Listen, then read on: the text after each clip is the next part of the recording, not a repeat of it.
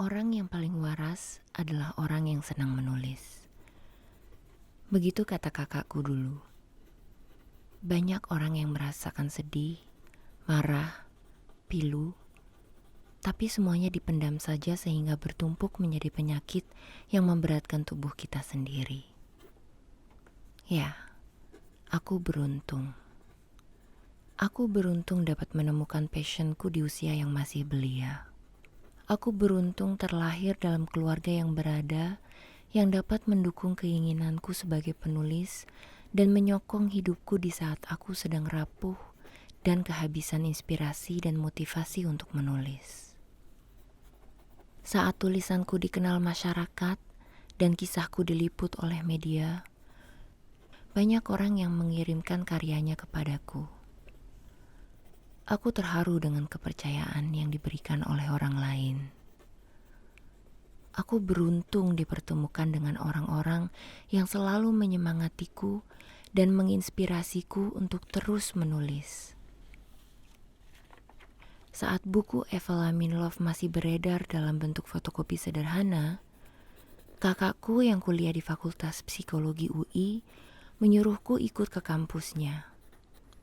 Saat itu usiaku masih 16 tahun. Ia bilang padaku, "Pak Fuad Hasan mau ketemu kamu."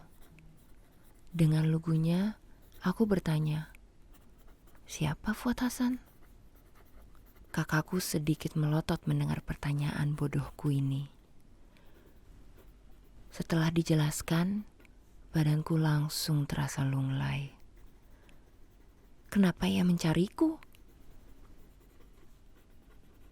Aku masih ingat datang ke kantor Pak Fuad dengan seragam sekolahku. Pak Fuad menyambutku dengan senyuman yang sangat lebar. Aku membalas dengan senyuman yang penuh tanda tanya. Kenapa aku ada di sini?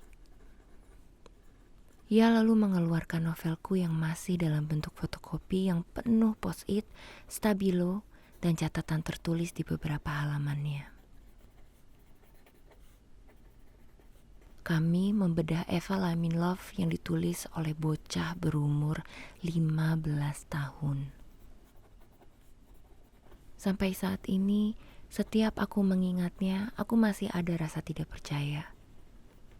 Setelah semua pertanyaannya berhasil kujawab, ia menutup novelku dan bertanya dengan serius.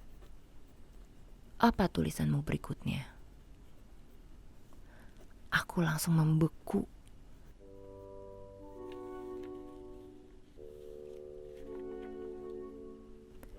Aku tidak pernah membayangkan menjadi seorang penulis. Tapi aku diberikan jalan untuk bertemu orang-orang yang membuatku cinta akan menulis dan seketika hidupku berubah. Dengan terbata-bata, aku menceritakan ide cerita fantasi yang saat itu sedang berkunjung di pikiranku. Ia langsung membedah ceritaku saat itu juga. Sebuah cerita yang kini, hampir 20 tahun kemudian dari saat pertemuan itu, aku berani mulai menulisnya.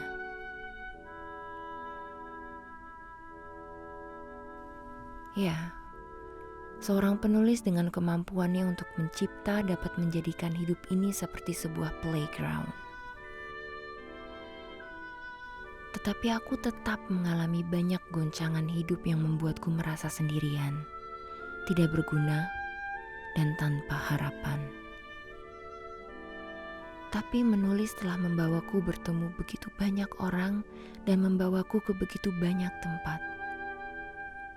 Hidupku sangat-sangat berwarna dibandingkan dulu. Dibandingkan semua kepahitan yang aku alami. Mungkin dulu aku mendapatkan kesuksesan, tetapi hidupku tidak sekaya ini. Impianku telah menjadi nyata. Aku tinggal di Prancis tanpa harus memikirkan caranya survive. Semua orang memimpikan hal itu. Terlebih lagi, Aku tidak pernah sendirian karena aku dapat berkomunikasi dengan aku dan aku punya kemampuan menulis dan imajinasi.